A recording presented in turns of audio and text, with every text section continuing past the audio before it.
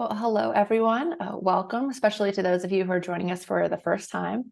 This is our South Carolina Women in Leadership Lead Like a Women Circle, where every month we hear from a different female leader across all different industries, whether elected or public.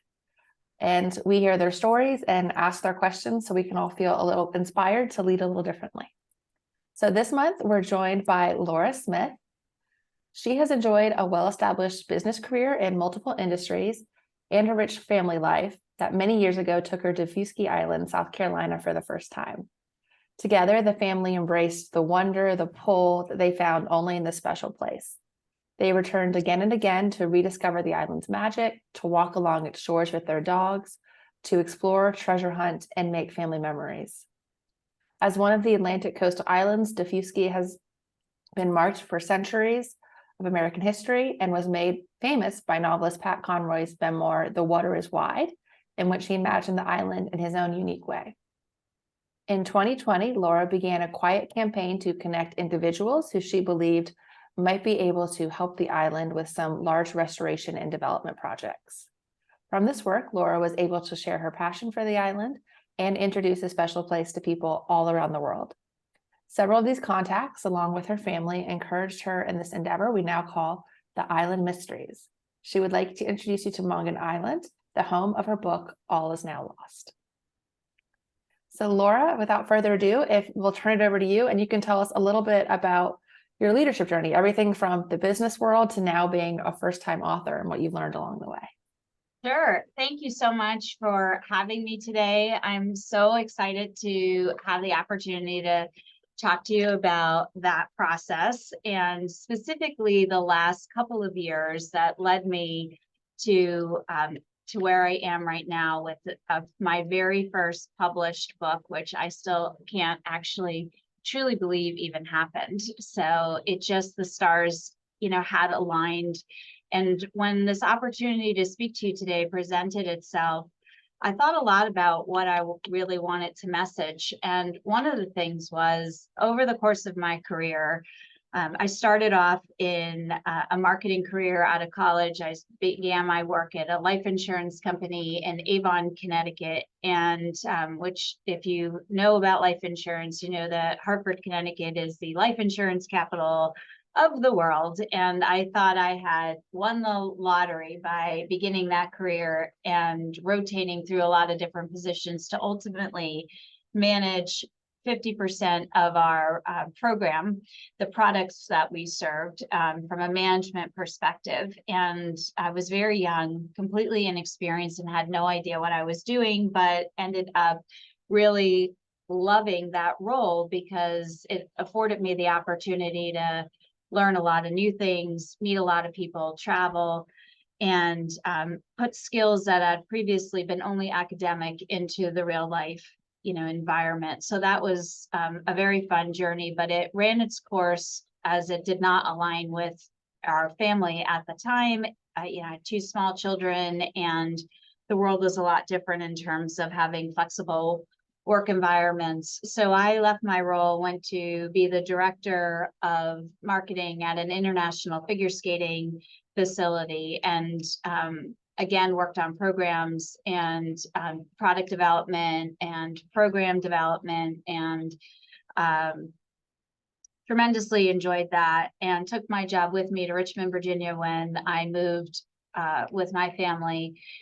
Ended up working at a retirement community, and again, in the kind of capacity of building relationships, working with residents and their families to align in terms of fair housing and developing content for the retirement community. We had 4 different levels of services offered to residents in terms of independent living all the way through memory care and all the phases in between. And then in 2018, we moved again to Atlanta, Georgia, and moved again to Atlanta, Georgia, and I began a career at a healthcare consulting firm where now I am the director of tax operations for 7 different offices that we have nationwide, and all of these roles have been different. So how did I end up writing a book?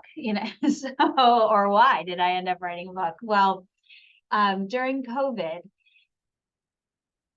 I decided that I really wanted to take on this passion project. So backing up to our first trip to Defusky Island, we were living in Richmond, and we went there as a spur of the moment kind of YOLO thing. We were supposed to be going to Colorado and ended up there because someone couldn't watch our dogs. And I often say that our two dogs were the impetus for so many life changes, that the poor little creatures had no idea how impactful their little sweet faces were, while we just couldn't leave them behind. So we ended up going there and buying property on this island on the trip that we went on. And we were so moved by what the island was, and all the environment, the peacefulness, the restorative nature of it. We just felt really compelled in a way that we had never felt before. And I particularly felt like I had found my home after moving and being in so many different places. This was the first place that I felt I had roots. And we often say the roots of those old oak trees that canopy you in the low country is what I felt when I went there. I felt those roots for the very first time. So we bought this property, we were going to build our house, and the resort went bankrupt. And so we didn't do that, and we waited it out. And I did a lot of sleuthing around to find out why the resort may have gone bankrupt. Didn't think that I would have all the answers as an outsider, but definitely was curious as to what I could find out about it. Someone else bought the resort a few years later, very excited, thought this was our moment. And then that person went bankrupt. And this was probably in maybe 2014. And so in 2020, we felt we had waited long enough for something to happen. And nothing was happening. The resort was for sale, but nothing was happening. And so I decided that it wasn't going to be anything worse than what was already happening, which was nothing. So I was going to use what skills I had and try and connect people to find an operator, to find an investor, to try and put those people in the room to make something happen. And that's essentially what I wanted to talk about today, in addition to my book, is that that idea of putting yourself out there and leaning into a project that you feel called to do, is really an important message, especially for women, because I think men, are quick to discount these ideas, but women have a creativity and a tenacious nature, usually, where they can hold on to a passion project. And I had so many people tell me, why are you doing this? Like, what do you want to get out of it? What do you hope to know? And I kept saying, I don't get anything out of this. I'm working on this project pro bono, anonymously. No one even knows I'm doing it. So I'm just literally sending messages to people that I'm connecting to on LinkedIn, or attending Beaufort County meetings of finance committee and economic committee, and connecting, reaching out, calling people.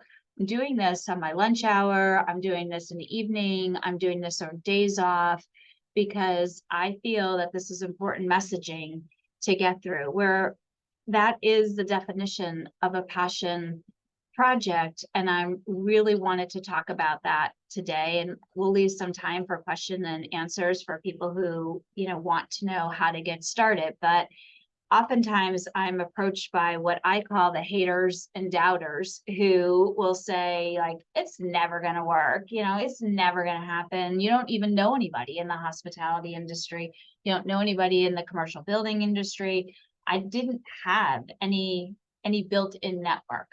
But when you're called to do something, and something is in the back of your mind or on your heart, and you feel that you have those skills that could be helpful in some small way, from experience, I'm saying, take the leap and do it. Because without you doing it, that project, whatever it is, is never going to get out there. It's something only you're dreaming about. You can build your team, you can get believers to buy in, with you. It's just very important that you listen to that voice that keeps showing up and take that leap of faith to do it. It may not work.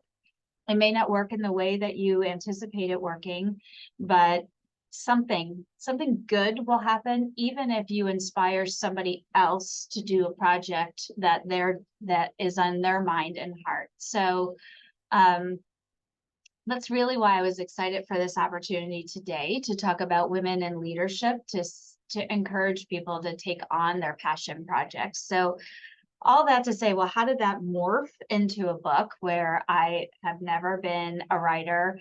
I've done a lot of technical writing in my work, but not a lot of creative writing. I bumped into in my LinkedIn, never ending, search on LinkedIn for people that I could, talk to about this resort project.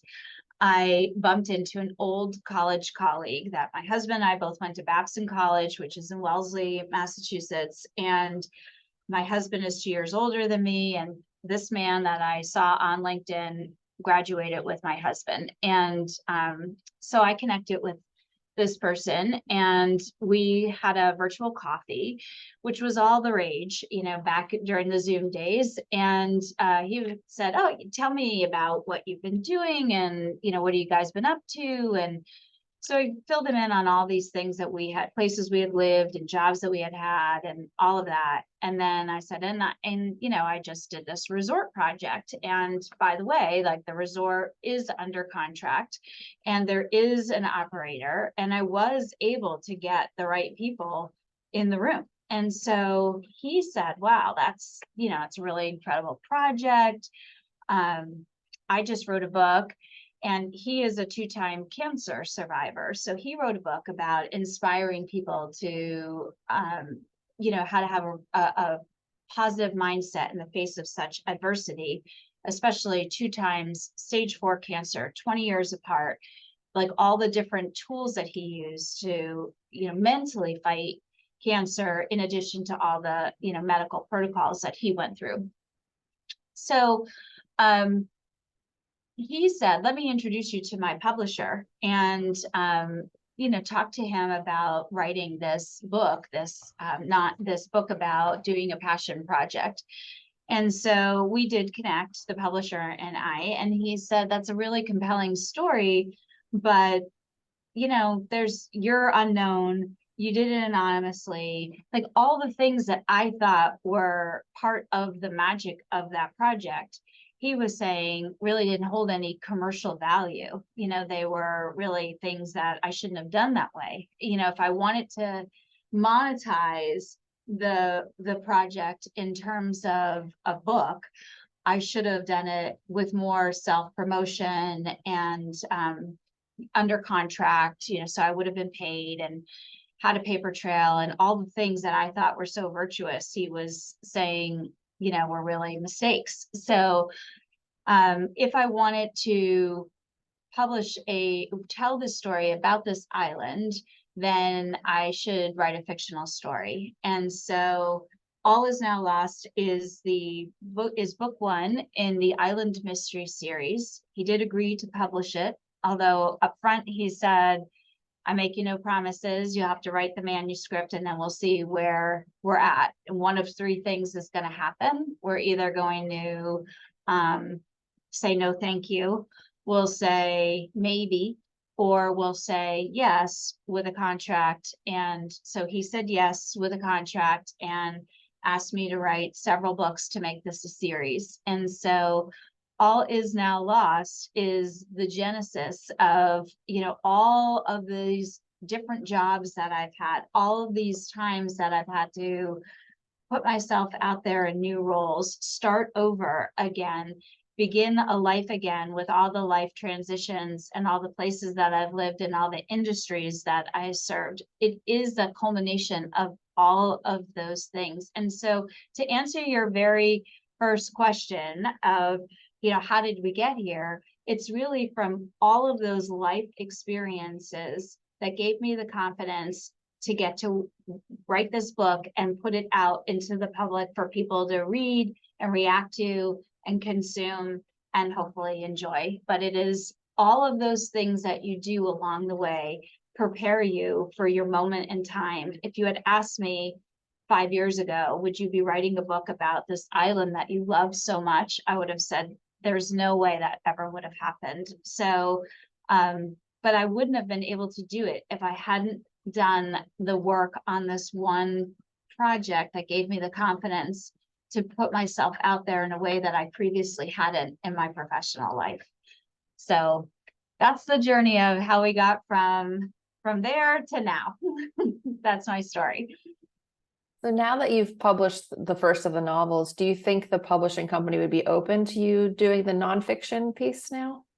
That was part of the discussion when they agreed to publish the manuscript, is like build your name, so people understand that you have that connection to it. But now I'm not sure that I even want to tell that story, or whether I would leave the characters to tell the story themselves about the benefit of the island. It is a mystery. That All Is Now Lost is a mystery, and the Island Mystery Series will be books that are mysteries.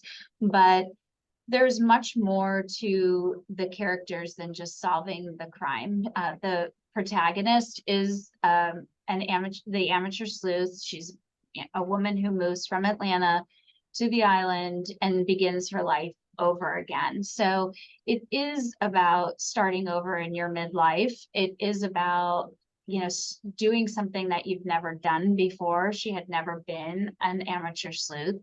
She needed to build her community in order to actually be successful. So she wasn't like just in her silo of her work. She needed to actually expand and hear from different other characters and neighbors on the island. And that messaging of, you are living independently on this small, remote, bridgeless island. So you need other people, and you need to not only, you need them, but they need you. So, becoming entwined in the fabric of a community and serving others, even though it's difficult. So there's a lot of different messaging in the stories besides just somebody who happens to find a clue here and a clue there, and puts the pieces together, which does take a lot of fortitude to kind of see things that other people don't see.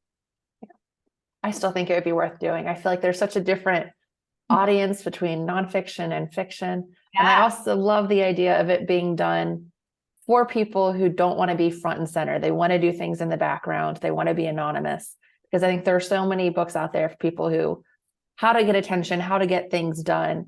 But there aren't a lot of resources for people who want to, stay in the shadows, but still accomplish things. So, yeah, definitely accomplishing things that are meaningful to them. And when I was out kind of, growing my network, people would reach out and say, well, I want to, like one woman in particular reached out to me and said, I want to start a literacy program for adults with English as a second language. And how do you begin? How do you begin this project? And so we kind of broke it down by saying, have a clear definition of what you want to do. Think about who can help you. Think about how you can help them, develop these symbiotic relationships, and be willing to give of yourself to others and have them, you'd be surprised how many people actually want to help if they know specifically what it is that you need. So, we actually did work together to put together this literacy project, and it's so rewarding seeing people find what it is that they want to contribute in their own way. It's very, very meaningful. And that's the biggest inspiration is, telling people to take that leap of faith to do it. There's a reason that it's in your, in your heart and your mind. There's something there, that there's a need that needs to be served, so lean into that.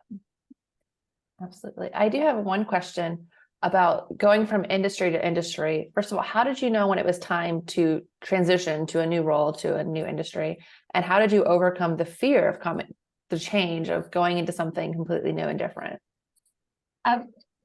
I would really, when the days that were not challenging intellectually for me, when I felt like I had more days than not that it was routine work, that's where I start getting like itch, I get the itch to try something new. Now, I'm not talking about like you're in a short period of time and you're in between projects and it's just not rewarding. And so you know, that's the time to flip the switch. It's really when you feel like you are not growing, when I feel like I'm not learning something new, I'm not challenged, and I don't feel like my contribution is moving the needle enough, then I know it's time. Like I've probably gone as far as I can. A lot of times it has been the impetus has been a move, for me geographically. But I'm not afraid to admit that I don't know how to do something, and I'm not afraid to begin again. I've done that so many different times that I have that muscle to say it's kind of exciting to me to meet new people, to try something that I've never done before, and know that there is going to be a learning curve for me to do. But I really just jump into projects, roll up my sleeves and say, like, I'm here to learn. And, you know, I'm a very attentive to what the process is. I also do a lot of research about industries before I'll join them to see if I feel like in a particular role, I would be, able to make a contribution that would be meaningful to the colleagues that I'll work with. So if I feel like it's a stagnant position or that the management style is not really open to change, then that I know that I won't really be happy there in the long term. So the role I'm in right now is with a firm that really does pride itself on, putting their values out there and really does pride themselves on developing colleagues. And so I knew when I was researching roles in this market that this was a place I wanted to work, because there were so many examples of people who had started in either administrative roles or entry-level roles and had worked themselves to leadership positions where they were making incredible contributions to the firm. So that was really exciting to me that internally they grow their people. I have another question. I read an article a while ago. I can't remember if it was either like the New York Times or NPR, but they were talking about the shift in the publishing world, where several decades ago, fewer than 10% of female authors or authors in the US were female. And now 50% of the books that are being published each year are written by women. Yes. And wondering about the culture in the publishing industry, if that's reflective of being more woman friendly, and also how that compares. I mean, you said you left the insurance industry because it was not family friendly for you. And so how they compare industry to industry. Yeah, I did leave because I had just had my second child, and there was absolutely no flexibility in the hours or it just was, the expectations didn't change. It was just the beginning of people talking about work-life balance, truly beginning some of those conversations. And the management team did not support it at all, even though I lived literally 10 minutes from the office and could potentially be back in the office, with enough notice at any given time. Still didn't happen. But and it was I went from there to the role that was definitely less corporate structured, where I had a boss who said, I don't care when you work, I don't care how many hours you work, do whatever you need to do. So it was the same period in time. I literally left, one place and 2 weeks later started someplace else. And it just was how visionary different industries were. And the sports management industry was definitely not as structured as the life insurance industry. And it was really important that, you got the task done and the contribution was strong. It didn't matter whether it happened between 8 and 5 or, whatever your hours were. So that environment, I thrived in that because I could work around what my family needed. And I loved that job tremendously. But in terms of the publishing industry, the arrival of self-publishing and having people be able to publish a lot of their own work has kind of definitely changed the industry. There is, the traditional publishers, the big four or so that everyone knows and all the very famous authors work with. And they do a lot for their top tier authors where they'll do the book tours and all the marketing and advertising and sales of those books. But that is such a very teeny tiny percentage of people who are the recipient of that. Even authors at those big publishing houses that are not well known or not nearly as well known are not the recipient of those marketing dollars. So you might be at a Random House or, another publisher and, not be somebody, a superstar and get no marketing dollars. So it's just very different. So then there's self-publishing, of course, where you can take your book to Amazon or other places and bring your own book to life. But again, you're doing everything yourself. And then there's a mix of a hybrid publisher where you make an investment into your book and they do some of the things for you, but you still bear the burden of the marketing for the most part and a lot of the logistics. And that's where most people are in either the hybrid or self-publishing realm. And that has allowed people, particularly women, to step forward and do this either on the side, as part of their another job, or just this is their career where they publish many, many books, and the self-publishing avenue allows them to publish them quickly. So they're able to have a wide library of titles underneath, for them. And that is a very nice way for people to make a living and satisfy their creativity as well. Does anyone else have any questions? I'm going to open it to everybody else. You can feel free to unmute yourself or throw them in the chat, whatever you're comfortable with. Hi, my name is Erlinda. I'm sorry I joined a little bit later, Laura. I'm sorry I caught most of your presentation here. It was very inspiring. I do have a question, I guess sort of along the same lines of how the publishing industry has changed. How do you feel about the advent, of course, of artificial intelligence and generative AI and how that's affecting, the intellectual property and also, the writing of books and so on and so forth? Because I'm sure that it's had a huge impact, as it has in almost every industry. It's so true. It's and it's funny, I get asked that question pretty frequently. And in fact, one of the places that I was touring at, somebody was talking about how he's writing his books using ChatGPT. And for me, this is my personal opinion. For me, the idea of bringing characters to life and telling the story about this island was so personal to me that I wanted to do it in a way that I felt it was my message to get out. And I would have a hard time giving that message to someone else or something else. And I truly believe that I know these characters, right? So when you put your manuscript out there, you have a content edit, you go through developmental editing, and that's where somebody reads the book and your manuscript and says, well, I don't know if this would happen then, or, do you want to think about presenting it this way? They're kind of editing for content. Does it make sense?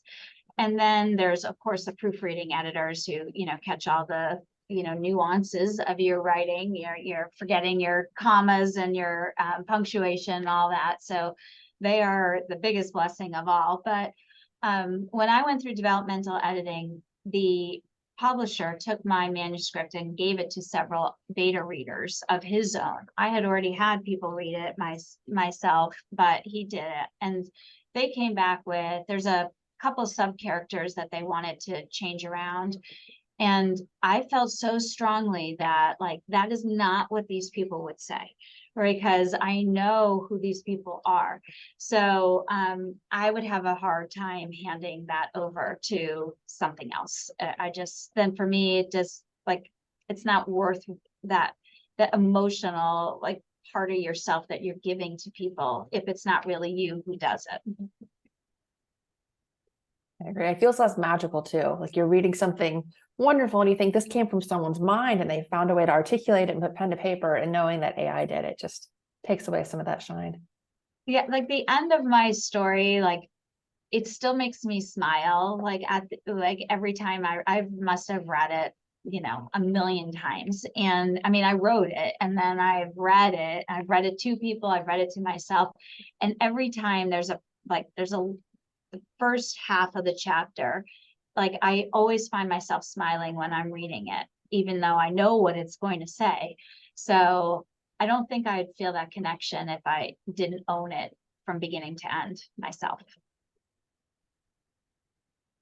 Does anyone else have any other questions? I have what I guess is the stereotypical question we ask every female leader is, how do you juggle it all, especially since I know you have a full-time job and then you were doing the development on the side and then writing a book, and now you're promoting the book. It's a lot going Yes. on. A lot going on. I'm writing the second book now as well. And then I have the honor of two different places turning my story into mystery dinner theater. So and so now I'm writing a script on book one as well. I need to have, I'm very type A and I need to have deadlines. So I give myself goals every single day at what I'm going to do for, I mean, work goals are, you know, project driven and, you know, that's a different thing. But as it relates to my writing, I'll set specific goals over, I'm going to write this many words or get to this point in the story by this date. And I really hold myself accountable to them. But part of this whole thing is knowing, I've learned, you know, like I would at the beginning schedule like 2 events a day or, you know, 3 events in a weekend. And I know I'm not at my best if I do that and don't have a break. So I've learned, and I listen to, you know, I'll think back to what did I accomplish this weekend, or was it my best? How do I space things out so that I'm giving people the best of what I have to offer them? And I've made adjustments. So I am type A and I do make deadlines, but I also get a lot of feedback and I listen to it and try and make decisions based on that. I was also wondering about any barriers you face, especially being an outsider. I know South Carolina can be an insular place at times, and you know, trying to get that resort developed and finished. What barriers do you face coming? The biggest barrier and it really caught me by surprise, which I think kind of just shows really how unprepared I was to actually do that project that I thought, you know, I'll just put myself out there. I learned pretty quickly that it was a hard thing for people to believe that I was getting nothing out of the work that I was doing. People would consistently ask me, what's in it for you? Who are you working for? And I would say, I'm not working for anyone. I'm not getting paid, and I don't have a dog in the fight. And it was very, very hard for people to believe that, like when I would say it sincerely. So having, like, to a certain extent, some of your character questioned before you'd even know people was probably the biggest barrier. So you'd have to build these relationships with people even very, very quickly, because people would dismiss you if you weren't credible. You wouldn't even get beyond the first couple of minutes of a phone call.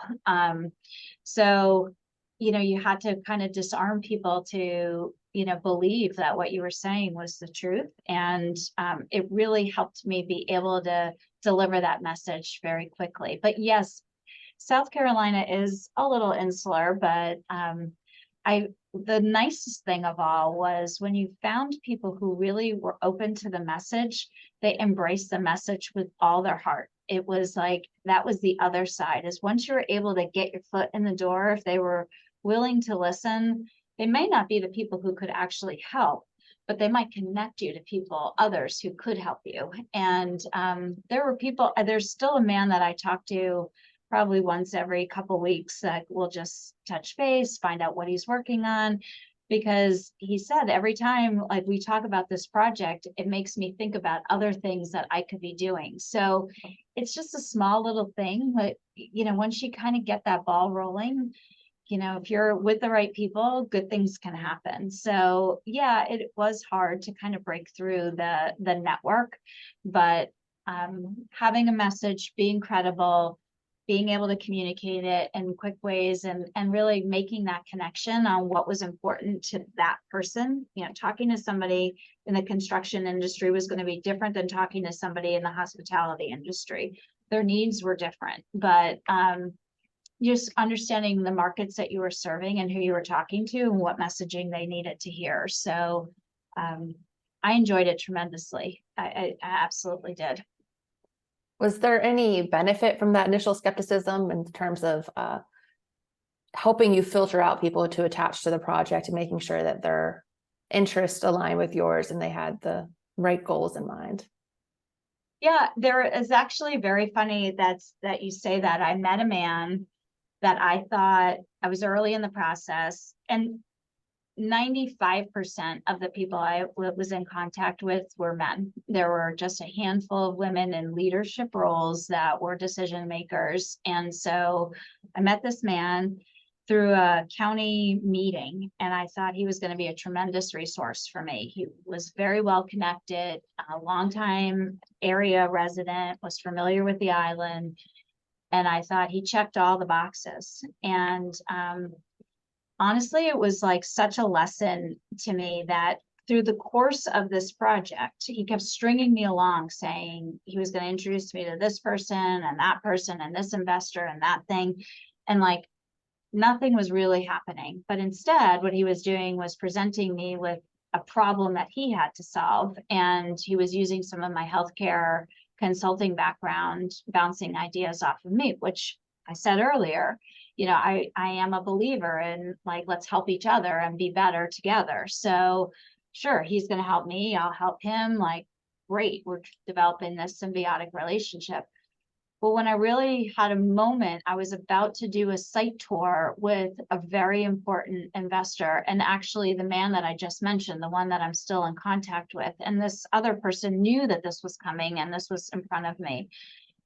He, wanted me to work on this presentation to help him, and I couldn't do it because, I had all these other things to prepare for. So it was an arbitrary date, and it ended up being this huge confrontation, which was painful, but opened my eyes to say all along, I'm in this like thinking that it's one thing and it's really something entirely different, that he was essentially using me for my own skills, and he had no intention of helping me on my own project. And boy, it was a really painful and hard lesson that, people are, if you let them, you got to be more vigilant about the gifts that you're sharing with people. And I call them like the haters and doubters, because he was definitely, it became very, very confrontational really quickly when I couldn't deliver. So I would say he was probably the best example of somebody I should have been,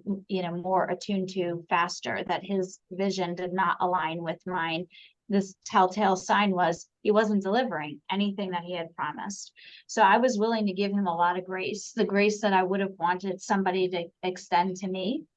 But it turns out that I was, my husband likes to say, you were too graceful. You were extending too much grace. So, and that was a painful lesson to learn. So it sounds like the project all went along, really easily, and all the pieces fell into place. It didn't. It was hard. It was painful. There were some really high highs, but there were some really low lows. And that was one of them, is finding out that, he did not have the best intentions in mind. So once that happened, I became, you could either say, well, forget it, it's too hard and I'm not going to do it, especially I'm doing it for free and I'm doing it, like just because I want to, and I don't want to anymore. But once I kind of stepped away from that and thought, the whole reason for me doing this is because I really feel strongly that the island can be and should be more. I'm not going to let this one bad apple stand in my way. I'm just going to learn from this and become better for it. And so at the end, when the project was completed, in my mind, I thank him for that terrible experience, because if not, I would not have been as judicious as I was. And I probably needed to learn that lesson, you know, so I learned it and it was painful.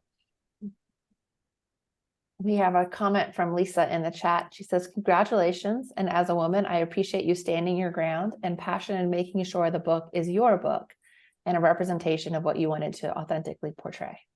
Thank you. I appreciate that, because it is easy to listen to the experts. You know, you have to sometimes just listen to yourself. And that is really the messaging. Like, if I want this to be my product, I'll take, you know, the criticism, and I'll take the people who want to send well wishes, but I want it to be mine.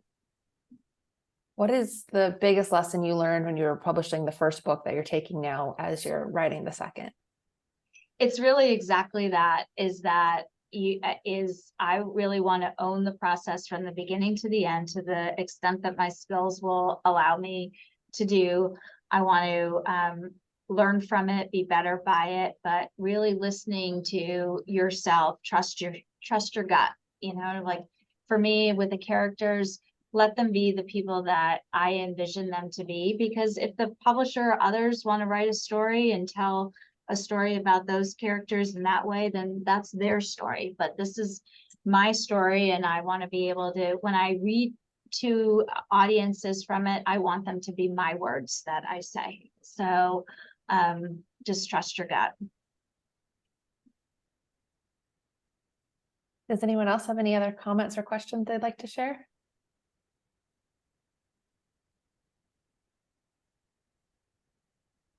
I wanted to invite people to follow me on Instagram. My Instagram handle is The Island Mysteries. It's all one word. And my pen name is Laura Elizabeth. So on Amazon, the book is called All Is Now Lost. I saw you put the link in the chat. It's available on Amazon, Barnes and Noble, Walmart, and daughter's name, and